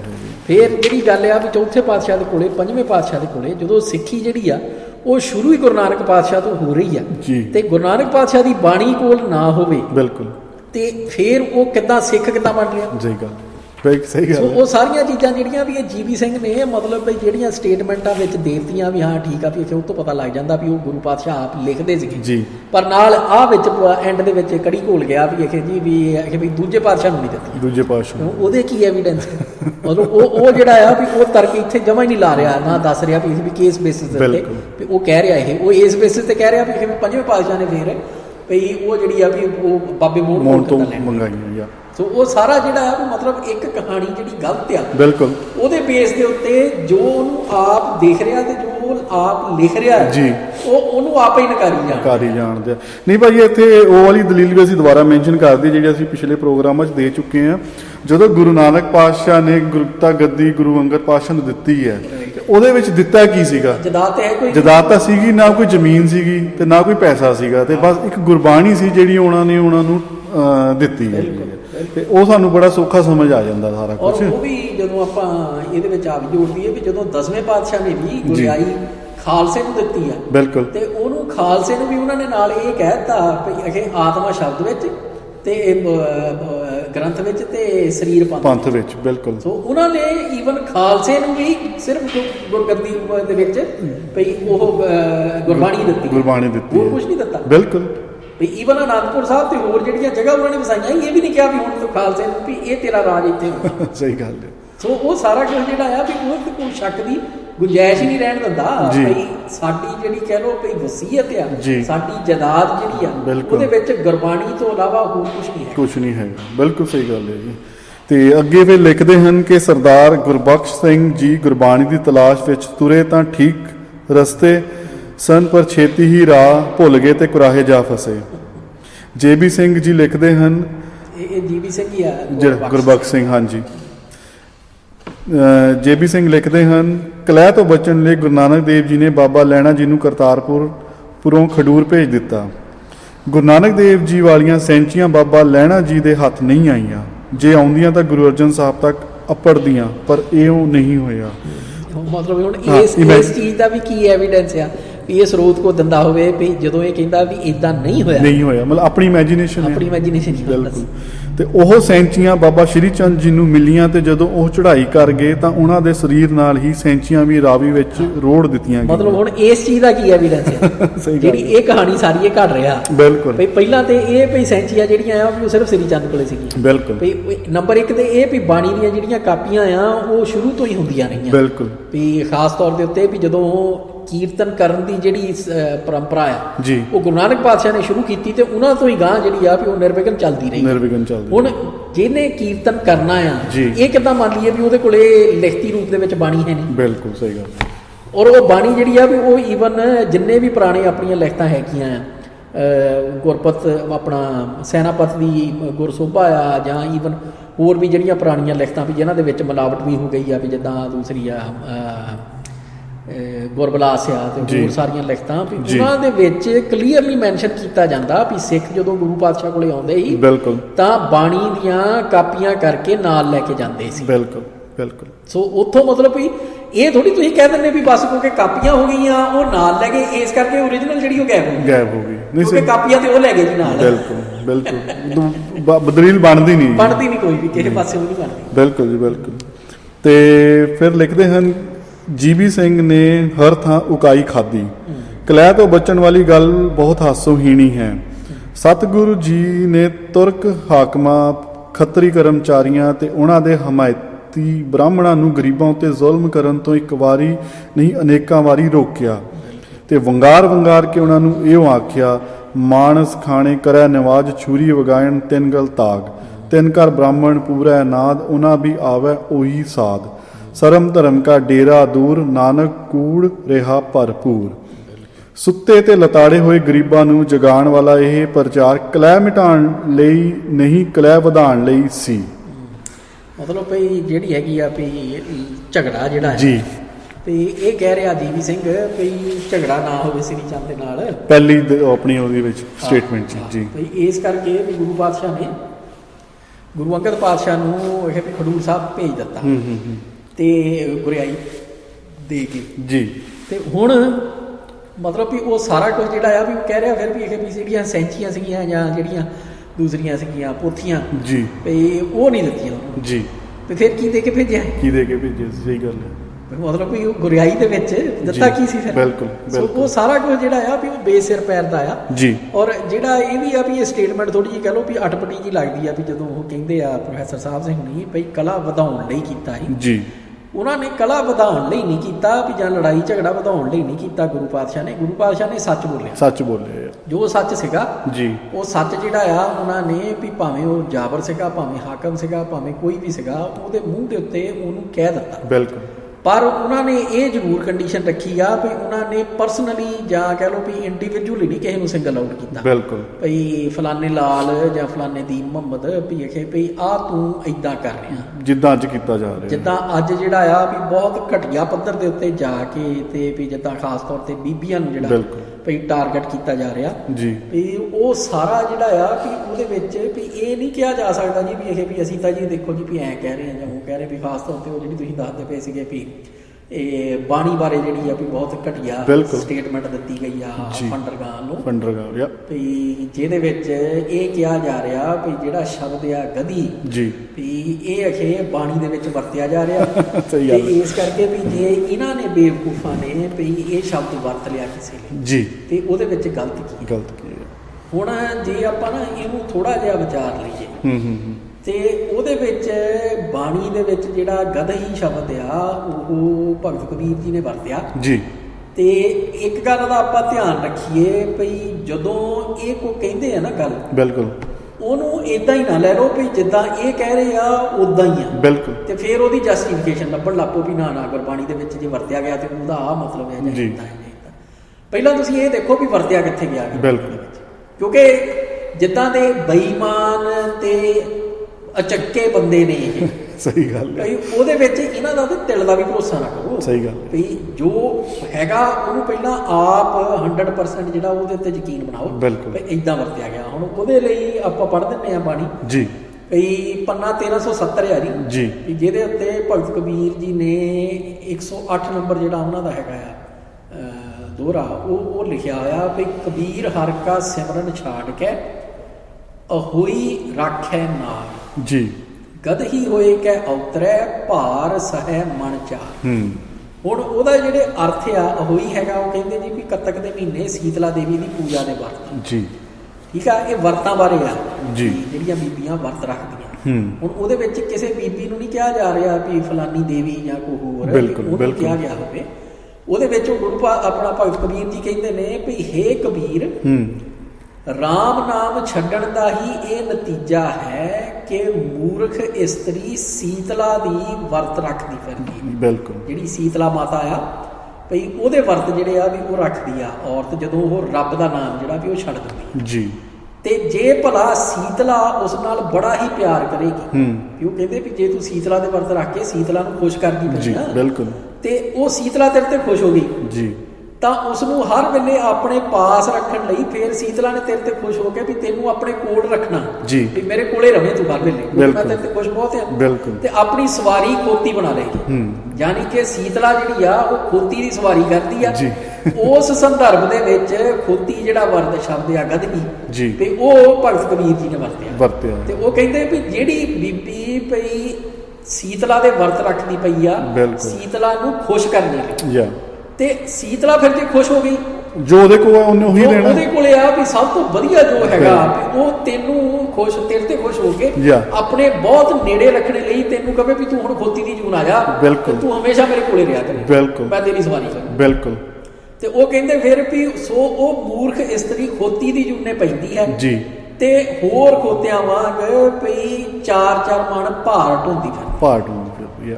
ਸੋ ਉਹ ਆ ਮਤਲਬ ਕਿ ਬਿਲਕੁਲ ਹੀ ਇਹਦੇ ਵਿਪਰੀਤ ਅਰਥ ਦਾ ਭਈ ਉਹ ਜਿਸ ਹਿਸਾਬ ਦੇ ਨਾਲ ਭਈ ਇਹ ਸ਼ਬਦ ਗੁਰਬਾਣੀ ਦੇ ਵਿੱਚ ਵਰਤਿਆ ਗਿਆ ਉਹਨੂੰ ਕੇਸ ਘਟੀਆ ਪੱਧਰ ਤੇ ਲਿਜਾ ਕੇ ਜੀ ਤੇ ਇਹ ਬੰਦੇ ਜਿਹੜੇ ਆ ਉਹਨੂੰ ਯੂਜ਼ ਕਰ ਰਹੇ ਜਾਂ ਉਹਨੂੰ ਕਹ ਲਓ ਵੀ ਈਵਨ ਗੁਰਬਾਣੀ ਨੂੰ ਮਿਸ ਰੈਪਰੈਜ਼ੈਂਟ ਕਰ ਰਹੇ ਆ ਭਈ ਜਾਨੀ ਕਿ ਵੀ ਇੱਕ ਹਮਲਾ ਕਰਤਾ ਉਸ ਬੀਬੀ ਦੇ ਉੱਤੇ ਜਿਹੜੀ ਗੁਰਬਾਣੀ ਦਾ ਪ੍ਰਚਾਰ ਕਰਦੀ ਪਈ ਬਿਲਕੁਲ ਦੂਜਾ ਹਮਲਾ ਗੁਰਬਾਣੀ ਦੇ ਉੱਤੇ ਵੀ ਕਰਦਾ ਸੋ ਮਤਲਬ ਵੀ ਕਮੀਨਗੀ ਦੋਹਰੀ ਕਮੀਨਗੀ ਹੈ। ਦੋਹਰੀ ਕਮੀਨਗੀ ਨਹੀਂ ਭਾਜੀ, ਗੱਲ ਉਹੀ ਹੈ ਨਾ ਕਿ ਗੁਰਬਾਣੀ ਨੂੰ ਆਪਣਾ ਪਰਪਸ ਸਰਵ ਕਰਨ ਵਾਸਤੇ ਵਰਤਿਆ ਜਾ ਰਿਹਾ ਹੈ ਕਿ ਇਹਨਾਂ ਦੇ ਮੂੰਹੋਂ ਨਿਕਲ ਗਿਆ ਜਾਂ ਇਹਨਾਂ ਨੇ ਜਾਣ ਕੇ ਕਿਹਾ ਹੋਣਾ ਆ ਅਗਲੀ ਨੂੰ ਡੈਮੇਜ ਕਰਨ ਵਾਸਤੇ, ਉਸ ਭੈਣ ਨੂੰ ਡੈਮੇਜ ਕਰਨ ਵਾਸਤੇ, ਹੈ ਨਾ, ਤੇ ਜਾਣ ਕੇ ਕਿਹਾ ਆ ਤੇ ਉਹਨੂੰ ਹੁਣ ਜਸਟੀਫਾਈ ਕਰਨ ਲਈ ਹੁਣ ਗੁਰਬਾਣੀ ਦੀਆਂ ਤੁਕਾਂ ਲਿਆ ਕੇ ਉੱਥੇ ਬੜੇ ਜੋਸ਼ ਦੇ ਵਿੱਚ ਆ ਕੇ, ਬੜੇ ਗੁੱਸੇ 'ਚ ਆ ਕੇ ਇਦਾਂ ਬੋਲੀਆਂ ਜਾ ਰਹੀਆਂ ਆ, ਹੈ ਨਾ। ਤੇ ਹੁਣ ਇੱਕ ਗੱਲ ਤਾਂ ਇੱਥੇ ਤੁਸੀਂ ਇਹ ਤਾਂ ਇਹਨਾਂ ਦਾ ਸਿਧਾਂਤ ਹੀ ਨਹੀਂ ਹੈਗਾ ਜਿਹੜਾ ਅਪਗ੍ਰੇਡਾਂ ਦਾ ਆ, ਅਪਗ੍ਰੇਡ ਜਿਹੜਾ ਆਪਣੇ ਆਪ ਨੂੰ ਕਹਿੰਦੇ, ਇਹ ਤਾਂ ਕਹਿੰਦੇ ਗੁਰਬਾਣੀ ਦੀ ਤੁਕਾਂ ਤਾਂ ਬੈਨ ਹੋਣੀਆਂ ਚਾਹੀਦੀਆਂ ਆ। ਆਪ ਤੁਸੀਂ ਗੁਰਬਾਣੀ ਦੀ ਤੁਕਾਂ ਵਰਤਣ ਲਈ, ਆਪਣੇ ਆਪ ਨੂੰ ਜਸਟੀਫਾਈ ਕਰਨ ਲਈ, ਉਹ ਵੀ ਗਲਤ ਤਰੀਕੇ ਨਾਲ ਦੁਰਵਰਤੋਂ ਕਰਨ ਦੇ ਤੁਸੀਂ ਗੁਰਬਾਣੀ ਦੀਆਂ। ਤੁਸੀਂ ਮਤਲਬ ਤੁਹਾਡਾ ਕੁਝ ਸਟੈਂਡ ਹੈਗਾ ਆ, ਤੁਸੀਂ ਮਤਲਬ ਐਡੇ ਦੋਗਲੇ ਚੋਗਲੇ ਤੁਸੀਂ ਬੰਦੇ ਆ, ਜਦੋਂ ਤੁਹਾਡੇ ਉੱਤੇ ਗੱਲ ਆਉਂਦੀ ਹੈ ਫਿਰ ਫਟਾਫਟ ਤੁਸੀਂ ਗੁਰਬਾਣੀ ਵੱਲ ਭੱਜਦੇ ਆ, ਫਿਰ ਇਤਿਹਾਸ ਵੱਲ ਵੀ ਜਾਂਦੇ ਆ, ਇਤਿਹਾਸ ਵੱਲ ਹੀ ਭੱਜਦੇ ਆ। ਸਾਖੀਆਂ ਸਾਰੀਆਂ ਜਿਹੜੀਆਂ ਨਕਾਰੀਆਂ ਹੋਈਆਂ ਆ, ਕਮਾਲ ਆ, ਫਿਰ ਵਰਤਣ ਲੱਗ ਪੈਂਦੇ ਆ। ਨਹੀਂ ਕਮਾਲ ਨਹੀਂ ਹੈਗੀ, ਫਿਰ ਜੇ ਕੋਈ ਹੋਰ ਵਰਤ ਲੇ ਉਹ ਤੁਹਾਡੇ ਲਈ ਮੰਗ ਖਾਣਾ ਹੋ ਜਾਂਦਾ ਆ, ਭਾਖੜਾ ਹੋ ਜਾਂਦਾ ਆ। ਹੁਣ ਸਾਧ ਵੀ ਭਾਜੀ, ਸਾਧਾਂ ਨੇ ਵੀ ਇਦਾਂ ਹੀ ਗੰਦ ਪਾਇਆ ਆ ਪੰਜਾਬ ਦੇ ਵਿੱਚ, ਗੁਰਬਾਣੀ ਦੀ ਦੁਰਵਰਤੋਂ ਕਰਕੇ ਆਪਣਾ ਪਰਪਸ ਸਰਵ ਕੀਤਾ ਜਾ ਰਿਹਾ ਕਿ ਅਸੀਂ ਆਪਣੀਆਂ ਜੇਬਾਂ ਕਿੱਦਾਂ ਭਰ ਸਕਦੇ ਹੈਗੇ ਆ। ਉਹੀ ਇੱਥੇ ਇਹ ਕਰ ਰਹੇ ਹੈਗੇ ਆ। ਹੁਣ ਫਿਰ ਦੇਖੋ ਅਗਲੀ ਹੁਣ ਉਸ ਪ੍ਰਚਾਰਕ ਬੀਬੀ ਦੀਆਂ ਗੱਲਾਂ ਦੇ ਜਵਾਬ ਦੇਣ ਦੀ ਬਜਾਏ ਉਹ ਤੇਰਾ ਵਿਆਹ ਹੋਇਆ ਨਵਾਂ ਤੂੰ ਜਾ ਕੇ ਘਰ ਆਪਣੇ, ਬਸ ਇਹ ਮਤਲਬ ਗੱਲ ਕੀ ਹੈ, ਸਾਈਕੋਲੋਜੀਕਲੀ ਹਮਲਾ ਕਰਨਾ ਨਾ।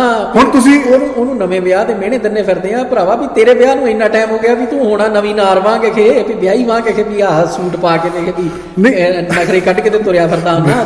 ਇੱਕ ਉਹ ਆ, ਉਹ ਜਿਹੜਾ ਆ ਕੇ ਉੱਥੇ ਬੈਠਾ ਪਟਿਆਲੇ ਵੀ ਜਿਹਨੇ ਅਜੇ ਵਿਆਹ ਕਰਾਇਆ ਨੀਗਾ, ਤੇ ਉਹ ਉਦਾਂ ਹੀ ਰੋਜ਼ ਹੀ ਇਹ ਵੀ ਐ ਨਵੀਂ ਵਿਆਹੀ ਨਾਰ ਵਾਂਗ ਕੇ ਤੁਰਿਆ ਫਿਰਦਾ ਹੁੰਦਾ। ਨਵੀਂ ਵਿਆਹੀ ਨਾਰ ਨਹੀਂ, ਗੱਲ ਬਿਲਕੁਲ ਠੀਕ ਹੈ ਭਾਜੀ। ਹੁਣ ਪਰਪਸ ਕੀ ਹੁੰਦਾ ਹੈ, ਅਗਲੇ ਨੂੰ ਡੀਮੋਰਲਾਈਜ਼ ਕਰਨਾ ਕੀ ਤੇਰਾ ਨਵਾਂ ਹੁਣ ਗੱਲ ਕੀ ਹੈ, ਇਹਨਾਂ ਦਾ ਕੰਮ ਕੀ ਹੁੰਦਾ ਆ, ਤੀਰ ਮਾਰਨਾ, ਨਿਸ਼ਾਨੇ ਤੇ ਲੱਗ ਜੇ ਤਾਂ ਠੀਕ ਹੈ, ਨਹੀਂ ਤਾਂ ਬੇਇੱਜ਼ਤੀ ਤਾਂ ਚਲੋ ਮੰਨਦੇ ਹੀ ਨਹੀਂ ਹੈਗੇ, ਹੈ ਨਾ। ਤੇ ਹੁਣ ਉੱਥੇ ਕੀ ਢੀਠ ਹੋਏ ਬੈਠੇ ਆ, ਉੱਥੇ ਕੀ ਸੀਗਾ, ਉਹਦੇ ਪਰਿਵਾਰ ਨੂੰ ਟਾਰਗੇਟ ਕਰਨਾ, ਕੀ ਤੇਰਾ ਉਹਨੂੰ ਰਿਲਾਈਜ਼ ਕਰਾਉਣਾ, ਉਹਦੇ ਸਹੁਰੇ ਪਰਿਵਾਰ ਨੂੰ ਰਿਲਾਈਜ਼ ਕਰਾਉਣਾ ਕਿਹਾ।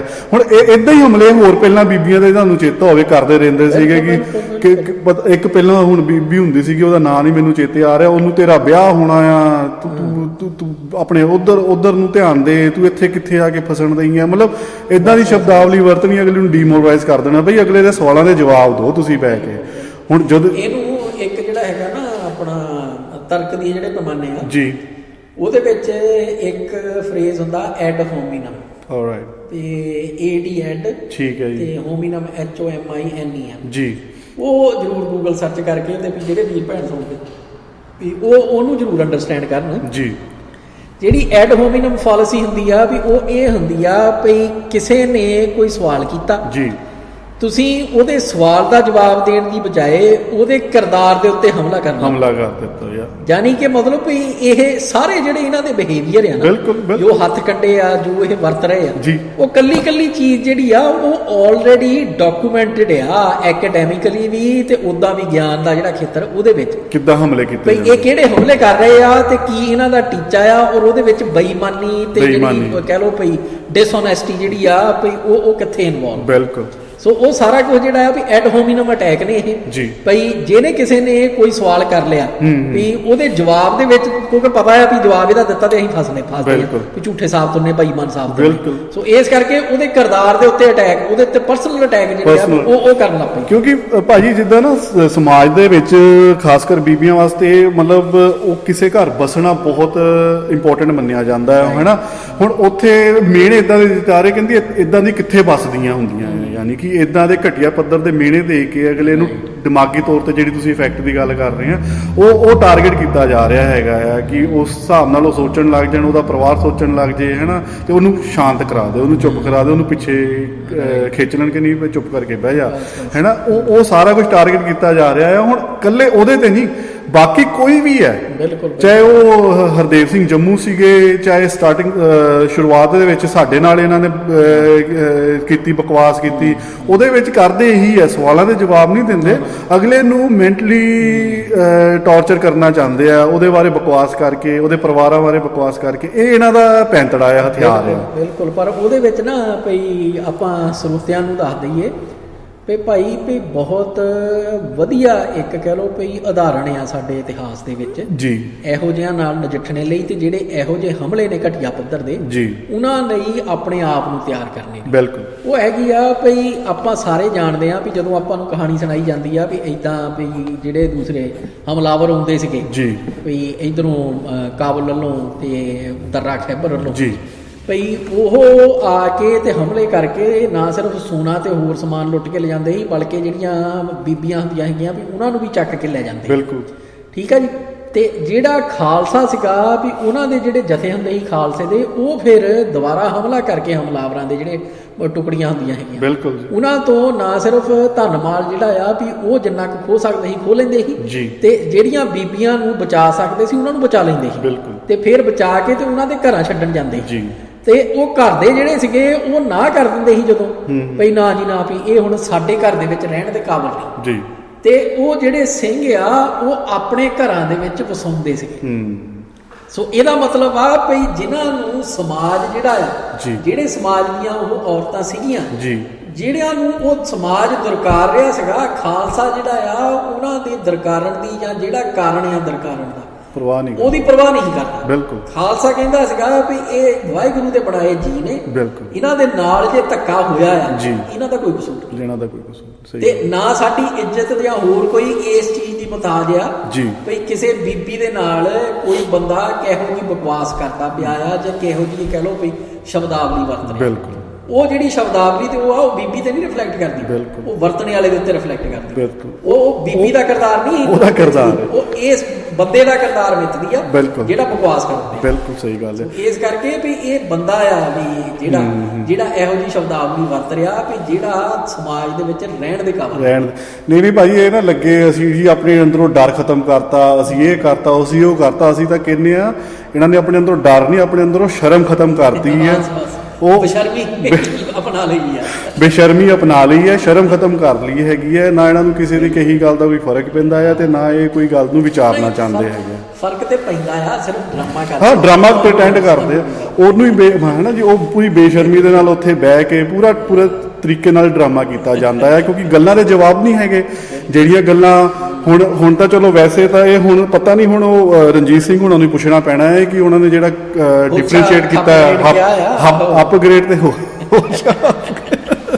ਆ ਭਾਈ ਵੀ ਉਹ ਇਹਨਾਂ ਨੂੰ ਕਹੋ ਵੀ ਲਿਸਟ ਜਾਰੀ ਕਰ ਦੇਣ ਵੀ ਆਹ ਅਪਗ੍ਰੇਡ ਜਿਹੜੇ ਨੇ ਇਹ ਅਪਗ੍ਰੇਡ ਨੇ ਤੇ ਇਹ ਹੋਸ਼ੇ ਅਪਗ੍ਰੇਡ ਨੇ ਨਹੀਂ ਜਿਹੜੀ ਡੈਫੀਨੇਸ਼ਨ ਉਹਨਾਂ ਨੇ ਦਿੱਤੀ ਆ ਇਹਨੇ ਰਣਜੀਤ ਸਿੰਘ ਹੋਣਾ ਨੇ ਉਹਦੇ ਹਿਸਾਬ ਨਾਲ ਤੇ ਇਹ ਸਾਰੇ ਹੋਸ਼ੇ ਨੇ ਆ ਜਿਹੜੇ ਨਿਊਜ਼ੀਲੈਂਡ ਬੈਠੇ ਆ ਬਿਲਕੁਲ ਜੇ ਇਹ ਸਾਰੇ ਹੋਸ਼ੇ ਨੇ ਪਰ ਉੱਥੋਂ ਫਿਰ ਸਵਾਲੀਆ ਚਿੰਨ੍ਹ ਜਿਹੜਾ ਆ ਉਹ ਢੱਡਰੀਆਂ ਵਾਲੇ ਤੇ ਆਪ ਵੀ ਲੱਗਦਾ ਆ ਵੀ ਭਰਾਵਾ ਭਈ ਹੁਣ ਤੂੰ ਹੋਛੇ ਅਪਗ੍ਰੇਡਾਂ ਦੀ ਗੱਲ ਕਰਦਾ ਪਿਆ ਜਿਹਦੇ ਵਿੱਚ ਵੀ ਜਿਹਨੂੰ ਤੂੰ ਅੱਗੇ ਕਹਿ ਹਟਿਆ ਆ ਭਈ ਮੈਂ ਸੁਣਦਾ ਆ ਮੈਨੂੰ ਚੰਗਾ ਲੱਗਦਾ ਆ ਬੜੇ ਤਰਕ ਨਾਲ ਵਧੀਆ ਗੱਲ ਕਰਦਾ ਬਿਲਕੁਲ ਉਹ ਤੇ ਹੁਣ ਤੇਰੀ ਬਣਾਈ ਹੋਈ ਹੋਛੀ ਕੈਟਾਗਰੀ ਦੇ ਵਿੱਚ ਆ ਗਿਆ ਹੋਛੀ ਕੈਟਾਗਰੀ 'ਚ ਆ ਗਿਆ ਤੇ ਜੇ ਉਹ ਹੋਛੀ ਕੈਟਾਗਰੀ 'ਚ ਨਹੀਂ ਆ ਰਿਹਾ ਫਿਰ ਭਰਾਵਾ ਵੀ ਇਹ ਦੱਸ ਵੀ ਹੋਛੀ ਕੈਟਾਗਰੀ ਦੇ ਵਿੱਚ ਕੌਣ ਆ ਰਿਹਾ ਬਿਲਕੁਲ ਜੇ ਭਾਗ ਸਿੰਘ ਆਉਂਦਾ ਉਹਦੀ ਕੁੜੀ ਦੇ ਤੂੰ ਵਿਆਹ ਤੇ ਹੋ ਕੇ ਆਇਆ ਕੁੜੀ ਦੇ ਵਿਆਹ ਤੇ ਹੋ ਕੇ ਸਹੀ ਗੱਲ ਹੈ ਸੋ ਮਤਲਬ ਫਿਰ ਹੋਛਾ ਕੌਣ ਆ ਬਿਲਕੁਲ ਭਈ ਇਹ ਸਾਰੇ ਹੀ ਹੋਛੇ ਨੇ ਜੇ ਕੋਈ ਵੀ ਹੋਛਾ ਨਹੀਂ ਗਾ ਸਿਰਫ ਡਰਾਮਾ ਹੀ ਆ ਤੇਰਾ ਬਿਲਕੁਲ ਹੋਛੇ ਅਪਗ੍ਰੇਡ ਕਹਿ ਕੇ ਇਹ ਕਹਿ ਦੇਣਾ ਸਹੀ ਗੱਲ ਆ ਨਹੀਂ ਉਹ ਤਾਂ ਪਤਾ ਹੀ ਹੈ ਭਾਜੀ ਜਿਹੜਾ ਇਹਨਾਂ ਬੇਈਮਾਨਾਂ ਦੇ ਕੋਲ ਦੋਗਲੀਆਂ ਨੀਤੀਆਂ ਹੈਗੀਆਂ ਹੋਰ ਕੁਝ ਨਹੀਂ ਹੈਗਾ ਇਹਨਾਂ ਦੇ ਪੱਲੇ ਇਹਨਾਂ ਨੇ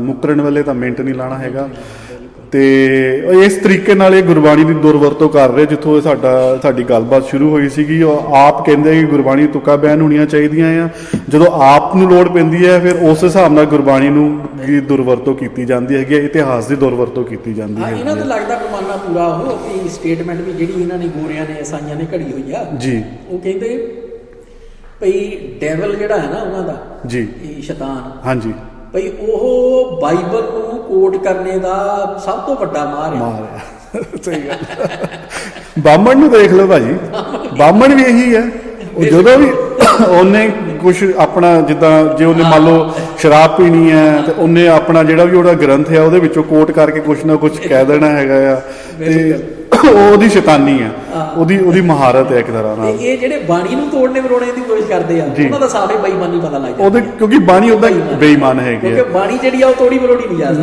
ਨਹੀਂ ਜਾ ਸਕਦੀ ਹੈਗੀ ਬਿਲਕੁਲ ਐਗਜ਼ੈਕਟਲੀ ਨਾ ਆਪਣੀਆਂ ਗੱਲਾਂ ਜੀ ਫਸ ਜਾਂਦੇ ਭਾਜੀ ਫਿਰ ਇਹਨਾਂ ਕੋਲ ਜਵਾਬ ਨਹੀਂ ਆਉਂਦੇ ਫਿਰ ਇੱਧਰ ਉੱਧਰ ਟੱਕਰਾਂ ਮਾਰਦੇ ਫਿਰਦੇ ਆ ਤੇ ਖੈਰ ਉਹੀ ਗੱਲ ਮੁੜ ਕੇ ਆ ਜਾਂਦੀ ਕਿ ਗੁਰਬਾਣੀ ਦੀ ਦੁਰਵਰਤੋਂ ਕਰਦੇ ਫਿਰਦੇ ਆ ਜਿੰਨੇ ਵੀ ਅਪਗ੍ਰੇਡ ਹੈਗੇ ਆ। ਤੇ ਜਦੋਂ ਵੀ ਇਹ ਗੁਰਬਾਣੀ ਕਿਤੇ ਕੋਟ ਕਰਦੇ ਆ ਤੇ ਸਾਰਿਆਂ ਨੂੰ ਬੇਨਤੀ ਹੈ ਉਹ ਤੁਸੀਂ ਆਪ ਜਾ ਕੇ ਗੁਰੂ ਗ੍ਰੰਥ ਸਾਹਿਬ ਦੇ ਵਿੱਚ ਜਾ ਕੇ ਚੈੱਕ ਕਰ ਲਓ ਉਹਦੇ ਅਰਥ ਕੀ ਹੈ ਤੇ ਉਹ ਕਹੀ ਕਿੱਦਾਂ ਗਈ ਹੈ ਗੱਲ ਨੂੰ। ਕਿਉਂਕਿ ਗੁਰਬਾਣੀ ਦੇ ਵਿੱਚ ਕਿਤੇ ਵੀ ਭਾਜੀ ਕਿਸੇ ਇਹਨੂੰ ਇੰਡੀਵਿਜੂਅਲ ਨਹੀਂ ਟਾਰਗੇਟ ਕੀਤਾ ਗਿਆ ਕਿਸੇ ਹਮੇਸ਼ਾ ਗੁਰਬਾਣੀ ਵੈਸੇ ਵੀ ਜਿਹੜਾ ਆ ਤੁਹਾਡੇ ਮਨ ਦਾ ਜਿਹੜਾ ਤੁਹਾਡੀ ਅਵਸਥਾ ਹੈ ਉਹਨੂੰ ਉੱਚਾ ਕਰਨ ਦੀ ਗੱਲ ਕਰਦੀ ਹੈਗੀ ਹੈ। ਇੱਕ ਕਰੈਕਟਰ ਨੂੰ ਇੱਕ ਬਿਹੇਵੀਅਰ ਨੂੰ ਜਿਹੜਾ ਹੈਗਾ ਉਹਨੂੰ ਟਾਰਗੇਟ ਕੀਤਾ ਜਾਂਦਾ ਹੈ ਕਿ ਜਿਹੜਾ ਗਲਤ ਕਰੈਕਟਰ ਹੈ ਉਹਨੂੰ ਠੀਕ ਕਿੱਦਾਂ ਕਰਨਾ ਆ।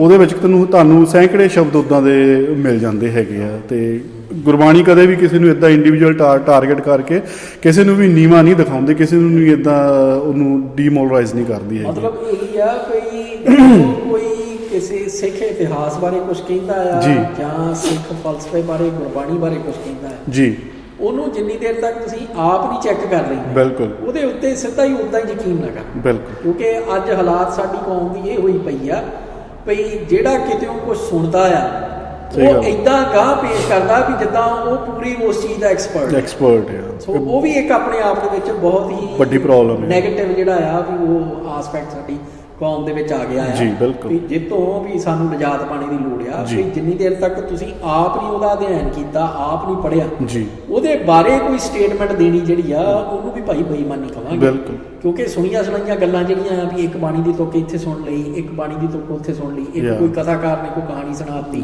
ਜਾਂ ਕਿਸੇ ਹੋਰ ਥਾਂ ਤੋਂ ਸੁਣ ਲਈ ਤੇ ਉਹ ਜਿੱਦਾਂ WhatsApp ਦੇ ਉੱਤੇ ਉੱਦਾਂ ਹੀ ਬਣਾ ਕੇ ਦੇਖੇ ਵੀ ਉਹ ਸਰਕੂਲੇਟ ਕਰਦੇ ਰਹਿੰਦੇ ਆ।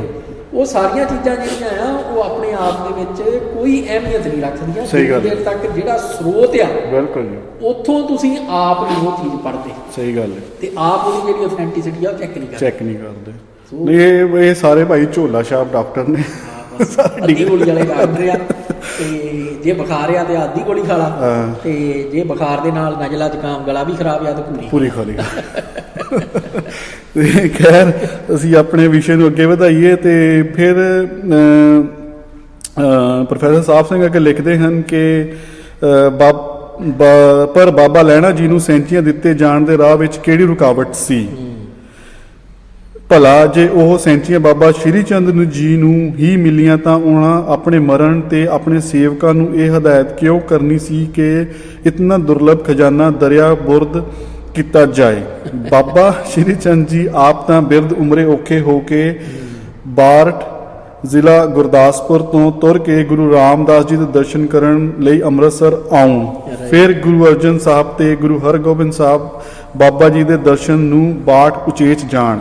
ਪਰ ਬਾਬਾ ਜੀ ਗੁਰੂ ਨਾਨਕ ਪਾਤਸ਼ਾਹ ਦੀ ਉਸ ਕੀਮਤੀ ਜਾਇਦਾਦ ਨੂੰ ਰਾਵੀ ਵਿੱਚ ਰੋੜਨ ਦੀ ਹਦਾਇਤ ਕਰਨ, ਇਹ ਗੱਲ ਮੰਨੀ ਨਹੀਂ ਜਾ ਸਕਦੀ। ਬਿਲਕੁਲ ਬਿਲਕੁਲ ਜੀ, ਉਹਨਾਂ ਨੇ ਬਹੁਤ ਵਧੀਆ ਇਹ ਸਾਰੀ ਕਹਾਣੀ ਦੀ ਹਵਾ ਕੱਢੀ ਬਿਲਕੁਲ। ਭਈ ਸਾਰਾ ਕੁਝ ਜਿਹੜਾ ਨਾਲੇ ਗੱਲ ਫਿਰ ਉੱਥੇ ਹੀ ਆ ਜਾਂਦੀ ਆ ਵੀ ਜੇ ਮੰਨ ਲਓ ਵੀ ਉਹ ਸੈਂਚੀਆਂ ਸੀਗੀਆਂ ਵੀ ਜਿਹੜੀਆਂ ਕਿਤੇ ਸ੍ਰੀ ਚੰਦ ਬਾਬਾ ਸ੍ਰੀ ਚੰਦ ਦੇ ਕੋਲੇ ਭਈ ਗਈਆਂ ਨੇ ਜੀ, ਭਈ ਇਹ ਕਿੱਥੋਂ ਇੰਪੋਸੀਬਲ ਹੋ ਗਿਆ ਵੀ ਉਹਨਾਂ ਸੈਂਚੀਆਂ ਦੀ ਕਾਪੀ ਜਿਹੜੀ ਆ ਵੀ ਉਹ ਹੋਈ ਨਹੀਂ ਕਦੇ। ਸਹੀ ਗੱਲ, ਮਤਲਬ ਵੀ ਇਹ ਕਿੱਡੀ ਅਣਹੋਣੀ ਗੱਲ ਆ ਵੀ ਇੱਕ ਸੈਂਚੀ ਜਿਹੜੀ ਆ ਜਾਂ ਇੱਕ ਪੋਥੀ ਜਿਹੜੀ ਗੁਰੂ ਨਾਨਕ ਪਾਤਸ਼ਾਹ ਦੇ ਕੋਲੇ ਆ ਜੀ ਉਹਦੀਆਂ ਕਾਪੀਆਂ ਕੀਤੀਆਂ ਗਈਆਂ ਵੀ ਇੱਕ ਜਿਹੜੀ ਆ ਵੀ ਉਹ ਸ੍ਰੀ ਚੰਦ ਕੋਲੇ ਚਲ ਗਈ, ਇੱਕ ਗੁਰੂ ਅੰਗਦ ਦੇਵ ਜੀ ਕੋਲੇ ਚਲ ਗਈ। ਮਤਲਬ ਇਹ ਕਿੱਡੀ ਅਣਹੋਣੀ ਗੱਲ ਸਹੀ ਗੱਲ ਜਦ ਕਿ ਮਤਲਬ ਵੀ ਸੰਭਾਵਨਾ ਕਲੀਅਰਲੀ ਇਹ ਆ ਵੀ ਬਾਬੇ ਸ੍ਰੀ ਚੰਦ ਦੇ ਕੋਲੇ ਨਹੀਂ ਗਈਆਂ ਬਿਲਕੁਲ, ਪੋਥੀਆਂ ਜਿਹੜੀਆਂ ਆ ਉਹ ਸਿਰਫ ਬਾਬਾ ਆਪਣਾ ਭਾਈ ਲਹਿਣਾ ਕੋਲੇ ਗੁਰੂ ਅੰਗਦ ਪਾਤਸ਼ਾਹ ਕੋਲੇ ਗਈਆਂ ਕਿਉਂਕਿ ਹੋਰ ਪੋਸੀਬਿਲਿਟੀ ਨਹੀਂ ਕਿਉਂਕਿ ਜਿਹੜੀ ਬਾਣੀ ਆ ਉਹ ਦਿੱਤੀ ਗੁਰੂ ਨੂੰ ਦਿੱਤੀ ਗਈ ਹੈ ਬਾਬਾ ਸ੍ਰੀ ਚੰਦ ਨੂੰ ਤੇ ਗੁਰਿਆਈ ਦਿੱਤੀ ਨਹੀਂ ਬਿਲਕੁਲ।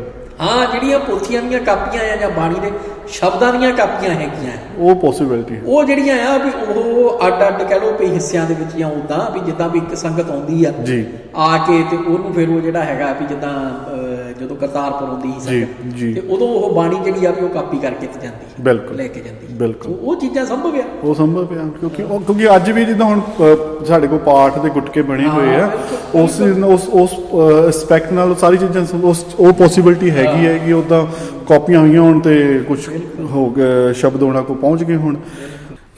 ਪਰ ਉਹੀ ਗੱਲ ਕਰਦੇ ਨੇ ਕਿ ਗੁਰੂ ਨਾਨਕ ਪਾਤਸ਼ਾਹ ਦੀ ਕੀਮਤੀ ਜਾਇਦਾਦ ਨੂੰ ਰਾਵੀ ਵਿੱਚ ਰੋੜਨ ਦੀ ਹਦਾਇਤ ਕਰਨਾ ਇਹ ਗੱਲ ਮੰਨੀ ਨਹੀਂ ਜਾ ਸਕਦੀ। ਸਿੱਖ ਇਤਿਹਾਸਕਾਰ ਅਨੁਸਾਰ ਬੀੜ ਤਿਆਰ ਕਰਨ ਵੇਲੇ ਗੁਰੂ ਅਰਜਨ ਦੇਵ ਜੀ ਨੇ ਸਾਰੀ ਬਾਣੀ ਇਕੱਠੀ ਕਰਨ ਲਈ ਅਨੇਕਾਂ ਹੁਕਮਨਾਮੇ ਭੇਜੇ। ਬਾਬਾ ਮੋਹਨ ਜੀ ਦੇ ਦਰ ਤੇ ਆਪ ਚੱਲ ਕੇ ਗਏ। ਜੇ ਗੁਰੂ ਨਾਨਕ ਦੇਵ ਜੀ ਦੇ ਆਪਣੇ ਹੱਥਾਂ ਦੀਆਂ ਲਿਖੀਆਂ ਸੈਂਚੀਆਂ ਬਾਬਾ ਸ਼੍ਰੀ ਚੰਦ ਜੀ ਪਾਸ ਹੁੰਦੀਆਂ ਤਾਂ ਇਹ ਗੱਲ ਗੁਰੂ ਅਰਜਨ ਸਾਹਿਬ ਤੋਂ ਕਿਵੇਂ ਲੁਕੀ ਰਹਿ ਸਕਦੀ ਸੀ। ਠੀਕ ਹੈ, ਸੋ ਨਾ ਉਹ ਸੈਂਚੀਆਂ ਬਾਬਾ ਸ਼੍ਰੀ ਚੰਦ ਜੀ ਪਾਸ ਸਨ ਤੇ ਨਾ ਹੀ ਉਹ ਉਹਨਾਂ ਦੇ ਚਲਾਣੇ ਸਮੇਂ ਉਹਨਾਂ ਦੇ ਸਰੀਰ ਨਾਲ ਦਰਿਆ ਬੁਰਦ ਹੋਈਆਂ। ਹੁਣ ਆ ਵੀ ਪੁਆਇੰਟ ਬੜਾ ਵਧੀਆ ਆ ਜੀ, ਵੀ ਜਦੋਂ ਗੁਰੂ ਪਾਤਸ਼ਾਹ ਵੀ ਸ੍ਰੀ ਚੰਦ ਨੂੰ ਮਿਲਣ ਗਏ ਆ ਜੀ, ਵੀ ਜੇ ਇਤਿਹਾਸਕ ਕਹਾਣੀਆਂ ਦਾ ਆਪਾਂ ਹਵਾਲਾ ਲਈਏ ਤਾਂ ਜੀ, ਤੇ ਫਿਰ ਵੀ ਬਾਬੇ ਮੋਹਨ ਕੋਲੋਂ ਜਾ ਕੇ ਤੇ ਪੋਥੀਆਂ ਉਹ ਕਹਿੰਦੇ ਵੀ ਤੁਸੀਂ ਲੈ ਕੇ ਆਏ ਆ। ਸਹੀ ਗੱਲ। ਤੇ ਫਿਰ ਬਾਬੇ ਸ੍ਰੀ ਚੰਦ ਕੋਲੇ ਜਾ ਕੇ ਲਿਆਉਣ ਦੇ ਵਿੱਚ ਕੀ ਮਸਲਾ ਕੀ ਮਸਲਾ ਸੀਗਾ? ਤੇ ਇਹ ਵੀ ਜੇ ਉਹਨਾਂ ਕੋਲ ਹੁੰਦੀਆਂ ਤੇ ਗੁਰੂ ਪਾਤਸ਼ਾਹ ਨੂੰ ਪਤਾ ਕਿਉਂ ਨਾ ਹੁੰਦਾ? ਪਤਾ ਹੋਣਾ ਚਾਹੀਦਾ। ਫਿਰ ਦੂਜਾ ਪੰਗਾ ਉੱਤੇ ਇਹ ਪੈ ਜਾਂਦਾ ਵੀ ਜੇ ਇਹ ਕਹਿੰਦੇ ਆ ਵੀ ਤੁਸੀਂ ਵੀ ਉਹ ਜਿਹੜੀਆਂ ਗੁਰੂ ਨਾਨਕ ਪਾਤਸ਼ਾਹ ਦੀ ਬਾਣੀ ਜੀ, ਉਹ ਤੇ ਬਾਬੇ ਸ੍ਰੀ ਚੰਦ ਕੋਲੇ ਚਲ ਗਈ ਜੀ, ਫਿਰ ਬਾਬੇ ਮੋਹਨ ਕੋਲੇ ਕਿਹੜੀ? ਬਿਲਕੁਲ ਬਾਬੇ ਮੋਹਨ ਕੋਲੇ ਤੇ ਫਿਰ ਇਹਦਾ ਮਤਲਬ ਹੈ ਵੀ ਦੂਜੇ ਪਾਤਸ਼ਾਹ ਦੀ ਬਾਣੀ ਜਾਂ ਸਿਰਫ ਤੀਜੇ ਪਾਤਸ਼ਾਹ ਦੀ, ਦੂਜੇ ਪਾਤਸ਼ਾਹ ਤੇ ਤੀਜੇ ਪਾਤਸ਼ਾਹ ਦੀ ਬਾਣੀ ਜੀ, ਤੇ ਜਾਂ ਸਿਰਫ ਤੀਜੇ ਪਾਤਸ਼ਾਹ ਦੀ ਬਾਣੀ ਜਿਹੜੀ ਆ ਵੀ ਉਹ ਬਾਬੇ ਮੋਹਨ ਕੋਲੇ ਬਿਲਕੁਲ ਪੋਸੀਬਿਲਿਟੀ ਹੈ। ਯਾ ਸੋ ਮਤਲਬ ਵੀ ਕਿਸੇ ਵੀ ਇਹ ਜਿੰਨੀਆਂ ਕਹਾਣੀਆਂ ਘੜੀਆਂ ਗਈਆਂ ਤੁਸੀਂ ਥੋੜਾ ਜਿਹਾ ਵਿਚਾਰੋ ਜੀ, ਤੇ ਇਹਨਾਂ ਦੀ ਹਵਾ ਜਿਹੜੀ ਆ ਵੀ ਉਹ ਨਿਕਲ ਜਾਂਦੀ ਆ ਵੀ ਨਾ ਵੀ ਇਹ ਸੈਂਸ ਨਹੀਂ ਬਣ ਰਹੀ ਕੋਈ ਜੀ। ਤੇ ਉਹ ਜਿਹੜਾ ਤਰਕ ਇਹ ਦਿੰਦੇ ਨੇ ਪ੍ਰੋਫੈਸਰ ਸਾਹਿਬ ਸਿੰਘ ਹੁਣੀ ਜੀ, ਤੇ ਖਾਸ ਤੌਰ ਤੇ ਜਿਹੜਾ ਬਾਣੀ ਦਾ ਅੰਦਰੂਨੀ ਤਰਕ ਆ ਜੀ, ਗੁਰੂ ਗ੍ਰੰਥ ਸਾਹਿਬ ਦੇ ਵਿੱਚ ਬਿਲਕੁਲ ਤੇ ਉੱਥੋਂ ਗੱਲ ਜਿਹੜੀ ਆ ਵੀ ਉਹ ਕਲੀਅਰ ਹੋ ਜਾਂਦੀ ਆ ਵੀ ਕਿਵੇਂ ਜਿਹੜਾ ਆ ਵੀ ਬਾਣੀ ਦਾ ਪ੍ਰਸਾਰ ਜਿਹੜਾ ਤੇ ਪ੍ਰਚਾਰ ਉਹ ਕਿੱਦਾਂ ਹੁੰਦਾ ਰਿਹਾ, ਕਿੱਦਾਂ ਇੱਕ ਗੁਰੂ ਪਾਤਸ਼ਾਹ ਤੋਂ ਦੂਜੇ ਗੁਰੂ ਪਾਤਸ਼ਾਹ ਤੱਕ ਵੀ ਬਾਣੀ ਜਿਹੜੀ ਆ ਸਵਾਏ ਉਹ ਬਾਣੀ ਦੀ ਪੋਥੀ ਤੋਂ ਬਿਲਕੁਲ ਹੋਰ ਕੁਝ ਗੁਰਿਆਈ ਦੇ ਵਿੱਚ ਦਿੱਤਾ ਹੀ ਨਹੀਂ ਜਾ ਰਿਹਾ। ਦਿਲ ਸਹੀ ਗੱਲ ਹੈ। ਬਿਲਕੁਲ ਭਾਜੀ, ਫਿਰ ਅੱਜ ਦਾ ਜਿਹੜਾ ਸਾਡਾ ਸਮਾਂ ਆ ਲਗਭਗ ਸਮਾਪਤੀ ਹੈ ਤੇ ਇਸ ਆਰਟੀਕਲ ਨੂੰ ਫਿਰ ਅਸੀਂ ਅਗਲੇ ਹਫਤੇ ਇਦਾਂ ਹੀ ਕੰਟੀਨਿਊ ਰੱਖਾਂਗੇ ਤੇ ਅੱਜ ਦੇ ਪ੍ਰੋਗਰਾਮ ਦੀ ਸਾਡੇ ਵੱਲੋਂ ਸਮਾਪਤੀ ਹੈ ਜੀ। ਸਾਡੇ ਦੋਹਾਂ ਵੱਲੋਂ ਵਾਹਿਗੁਰੂ ਜੀ ਕਾ ਖਾਲਸਾ, ਵਾਹਿਗੁਰੂ ਜੀ ਕੀ